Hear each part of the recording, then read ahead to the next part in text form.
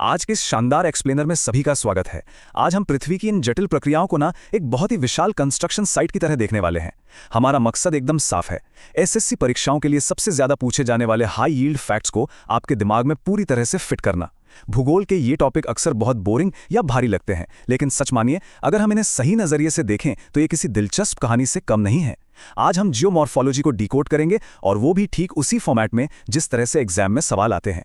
तो क्या हम तैयार हैं? चलिए शुरू करते हैं। ओके, फटाफट देख लेते हैं कि आज का हमारा रोड मैप क्या होने वाला है। सबसे पहले हम समझेंगे पृथ्वी की निर्माण शक्तियों को। उसके बाद हम अपक्षय और अपरदन की बात करेंगे। फिर हम देखेंगे कि नदी और ग्लेशियर कैसी स्थलाकृतियां बनाते हैं। चौथे नंबर पर हम हवा, लहरें और भूजल के काम को समझेंगे। और अंत में जो सबसे जरूरी है, हम एक SSC exam style practice quiz करेंगे। तो सबसे पहले शुरुआत करते हैं पृथ्वी की निर्माण शक्तियों से। इसे हम जियोमॉर्फोलॉजी का आर्किटेक्ट कह सकते हैं। अब इस पूरे कॉन्सेप्ट को समझने के लिए दो मुख्य ताकतों के बीच का अंतर समझना बहुत जरूरी है। एक तरफ हमारे पास आर्किटेक्ट है, यानी एंडोजेनिक प्रक्रियाएं। ये वो ताकतें हैं जो पृथ्वी के एकदम अंदर से काम करती हैं। ये पृथ्वी के अंदर की भयानक गर्मी और कन्वेक्शन करंट्स का इस्तेमाल करके हिमालय जैसे विशाल पर्वतों की नींव रखती हैं। और दूसरी तरफ है हमारा मूर्तिकार, यानी एक्सोजेनिक प्रक्रियाएं। ये बाहरी बल हैं जिनकी बैटरी चार्ज होती है हमारे सूर्य की ऊर्जा से। ये मूर्तिकार उन विशाल पहाड़ों को हवा और पानी से धीरे धीरे घिसने का काम करता है, ठीक वैसे ही जैसे इसने भारत की अरावली पर्वतमाला को घिस कर छोटा कर दिया है। अब एंडोजेनिक फोर्सेस के अंदर एक बहुत ही भारी भरकम शब्द आता है, डायस्ट्रोफिज्म। घबराइए मत, इसे एक सिंपल से उदाहरण से समझते हैं। मान लीजिए कि आपके घर का एक लकड़ी का फर्श नमी की वजह से सालों में बहुत धीरे धीरे मुड़ रहा है।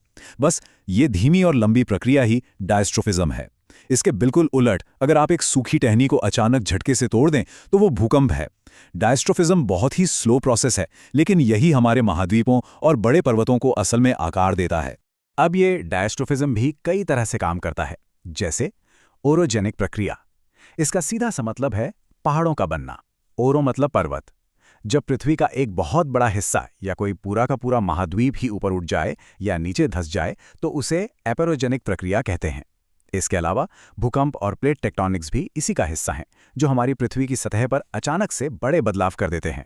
चलिए, आर्किटेक्ट का काम तो हमने देख लिया। अब बारी आती है एक्सोजेनिक फोर्सेस की, यानी हमारे मूर्तिकार की।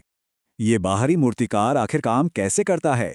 किसी भी पहाड़ को घिसकर मैदान बनाने की एक बहुत ही सख्त पाइपलाइन होती है, जिसे डेन्यूडेशन कहते हैं। इसकी शुरुआत होती है अपक्षय यानी वेदरिंग से। इसमें चट्टानें अपनी ही जगह पर टूटती हैं। ध्यान दीजिएगा, अपक्षय एक इन सिटू प्रक्रिया है, मतलब ये कहीं मूव नहीं होती, उसी जगह पर होती है। टूटने के बाद आता है मास मूवमेंट, जहां गुरुत्वाकर्षण यानी ग्रेविटी उस मलबे को नीचे की तरफ खींचती है। और अंत में होता है अपरदन, जहां बहता पानी या तेज हवा उस मलबे को एक जगह से दूसरी जगह ले जाते हैं। एग्जाम में अपक्षय के प्रकार बहुत पूछे जाते हैं। इसे एनालॉजी से याद करते हैं।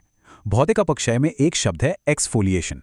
ये बिल्कुल वैसा ही है जैसे आप प्याज की परतें छील रहे हों। चट्टानें परतों में उखड़ती हैं। रासायनिक अपक्षय को ऐसे समझिए कि अगर आप अपनी साइकिल बारिश में छोड़ दें तो क्या होगा? जंग लग जाएगा ना। बिल्कुल वही काम ऑक्सीकरण चट्टानों के साथ करता है। और जैविक अपक्षय तब होता है जब किसी पेड़ की मजबूत जड़ें या छोटे छोटे केंचुए चट्टानों के बीच घुसकर उन्हें अंदर ही अंदर तोड़ देते हैं। आगे बढ़ते हैं और देखते हैं कि नदी और ग्लेशियर इस सतह को कैसे तराशते हैं। ये बहुत ही हाई स्कोरिंग सेक्शन है। आपको पता है, एसएससी एग्जाम्स को अपरदन और निक्षेपण यानी इरोजन और डिपोजिशन से बनी स्थलाकृतियों के बीच का अंतर पूछना बहुत पसंद है। यहाँ सबसे दिलचस्प बात यह है कि एक नदी जब पहाड़ों से निकलती है, यानी अपने युवा चरण में होती है, तो उसकी ऊर्जा बहुत ज्यादा होती है। तब वो आक्रामक रूप से चट्टानों को काटती है और झरने या वी आकार की घाटियां बनाती है। लेकिन जैसे जैसे वो समुद्र के करीब पहुंचती है, यानी वृद्ध चरण में आती है, उसकी ऊर्जा कम हो जाती है। तब वो काटने की बजाय अपने साथ लाया सारा मलबा जमा करने लगती है, और वहीं से डेल्टा का निर्माण होता है। इस लिस्ट को बिल्कुल इसी कैटेगरी के हिसाब से अपने दिमाग में छाप लीजिए। एग्जाम में डायरेक्ट सवाल आते हैं। जो चीजें नदी के उग्र बहाव से कटकर बनती हैं, जैसे गॉर्ज या झरने, वे अपरदन का हिस्सा हैं। और जहां नदी एकदम शांत होकर अपना सारा रेत और मिट्टी छोड़ देती है, जैसे जलोढ़ पंख या डेल्टा, वे निक्षेपण में आते हैं। बस इस लॉजिक को याद रखेंगे तो कभी कंफ्यूजन नहीं होगा। नदियों की तरह ही ग्लेशियर यानी बर्फ की नदियां भी अपना काम करती हैं। यहाँ एक बहुत ही इंपॉर्टेंट पॉइंट नोट करने वाला है। जहां पानी की नदियां पहाड़ों को काटकर वी आकार की घाटियां बनाती हैं, वहीं ग्लेशियर अपने भारी भरकम वजन से धीरे धीरे खिसकते हुए यू आकार की घाटियां बनाते हैं। और जब ये ग्लेशियर पिघलते हैं तो जो मलबा वो छोड़ जाते हैं उससे मोरेन और एस्कर बनते हैं। अब आते हैं हमारे कुछ बहुत ही स्पेशल और खास मूर्तिकारों पर, हवा, लहरें और भूजल। क्या आपने कभी जमीन के नीचे गुफाएं देखी हैं? जब जमीन के नीचे का पानी चूना पत्थर यानी लाइमस्टोन को घुलाता है तो जो अजीबोगरीब स्थलाकृति बनती है उसे कार्स्ट टॉपोग्राफी कहते हैं। जब जमीन अचानक धंस जाती है तो उसे सिंकहोल कहते हैं। लेकिन उन गुफाओं के अंदर पानी की बूंदों के जमा होने से जो आकृतियां बनती हैं वे डिपोजिशन यानी निक्षेपण का हिस्सा होती हैं। और अब लीजिए वो अल्टीमेट एसएससी मेमोरी ट्रिक जिसका मैं इंतजार कर रहा था। एग्जाम में अक्सर बच्चे कंफ्यूज होते हैं कि कौन सा छत से लटकता है और कौन सा जमीन से उगता है। ध्यान से सुनिए, स्टैलेक्टाइट्स इसमें सी आता है। सी का मतलब है सीलिंग यानी छत, तो ये छत से लटकते हैं।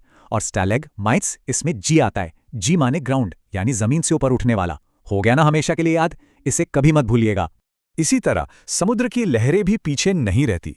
ये लहरें चट्टानों को काटकर ऊंची क्लिफ और गुफाएं बनाती हैं। लेकिन सबसे ज्यादा एग्जाम में क्या पूछा जाता है? समुद्री तट यानी बीचेज। जो बीचेज और स्पिट्स हम देखते हैं वो लहरों द्वारा जमा की गई रेत से बनते हैं, इसलिए ये पूरी तरह से निक्षेपण यानी डिपोजिशनल फीचर्स हैं। और ये हिस्सा बड़ी ही खूबसूरती से दिखाता है कि शुष्क और रेगिस्तानी इलाकों में हवा क्या कमाल दिखाती है। हवा जो आकृतियां बनाती है उन्हें एओलियन लैंडफॉर्म्स कहते हैं। कभी मशरूम के आकार की चट्टान देखिए, वो हवा के लगातार टकराने से नीचे से कट जाती है, वो अपर्दन है। और रेत के टीले तो आप जानते ही हैं, वो निक्षेपण का बेहतरीन उदाहरण है। रेगिस्तान की इन विशेष आकृतियों की जो डेफिनेशंस है ना, वो एग्जाम में डायरेक्ट आती हैं। लोएस वो बारीक धूल है जो उड़कर मीलों दूर जा जमा होती है। लेकिन सबसे ज्यादा हॉट टॉपिक है बरखान। ये चांद के आकार के रेत के टीले होते हैं जिनके नुकीले किनारे उस दिशा में इशारा करते हैं जिधर हवा बह रही होती है। जैसलमेर में ये खूब दिखते हैं। और अगर ऐसे ही किसी टीले में सिर्फ एक ही किनारा हो तो उसे सीफ कहते हैं। थ्योरी का हिस्सा यहाँ पूरा होता है। अब वक्त है अपने दिमाग को टेस्ट करने का। चलिए शुरू करते हैं हमारा rapid fire SSC practice quiz. प्रश्न 1, इनमें से किसे एक्सोजेनिक यानी बाहरी बल माना जाता है? ऑप्शंस हैं ए ज्वालामुखी, बी भूकंप, सी हवा या डी प्लेट टेक्टोनिक्स। सोचिए, सही जवाब है सी हवा। याद है ना, हवा वो बाहरी मूर्तिकार है जो सूर्य की ऊर्जा से चलती है, जबकि बाकी सब पृथ्वी के अंदर से आते हैं। प्रश्न 2, नदी के किस चरण में मुख्य रूप से ऑक्सबो झीलें और डेल्टा बनते हैं? ए युवा चरण, बी परिपक्व चरण, सी वृद्ध चरण या डी उद्गम। इसका सही उत्तर है सी वृद्ध चरण। यही वो समय है जब नदी की ऊर्जा सबसे कम होती है और वो अपना सारा मलबा जमा करने लगती है। प्रश्न 3, कास्ट टोपोग्राफी में कौन सी निक्षेपात्मक स्थलाकृति गुफा की छत से नीचे लटकती है? ए स्टैलेग्माइट, बी सिंकहोल, सी स्टैलेक्टाइट या डी डोलाइन। सही जवाब है सी स्टैलेक्टाइट। याद आया? वो सी फॉर सीलिंग वाली ट्रिक। ये ट्रिक आपको एग्जाम में एक सॉलिड नंबर दिला सकती है। प्रश्न 4, मोरेन और एस्कर निक्षेपात्मक स्थलाकृतियां मुख्य रूप से किससे जुड़ी हैं? ए नदी का पानी, बी हवा, सी समुद्री लहरें या डी ग्लेशियर। और सही उत्तर है डी ग्लेशियर। इन्हें नदी के जमाव से अलग रखना बहुत जरूरी है। मोरेन हमेशा ग्लेशियर बनाते हैं। और हमारा आखिरी सवाल, प्रश्न 5, अर्धचंद्राकार रेत के टीले जिनके किनारे हवा की दिशा से दूर इशारा करते हैं क्या कहलाते हैं? ए सीफ, बी बरखान, सी लोएस या डी प्लाया। इसका सही जवाब है बी बरखान। तो आपका स्कोर क्या रहा? इन 5 सवालों में से कितने सही हुए? अगर कुछ गलतियां हुई हैं तो कोई बात नहीं, इस एक्सप्लेनर को तब तक दोबारा देखें जब तक कि आपका 5 में से 5 का परफेक्ट स्कोर ना आ जाए। जियोमॉर्फोलॉजी के ये फैक्ट्स किसी भी एसएससी एग्जाम के लिए आपकी एक मजबूत नींव बनाएंगे। तो सीखते रहिए, रिवाइज करते रहिए और आगे बढ़ते रहिए।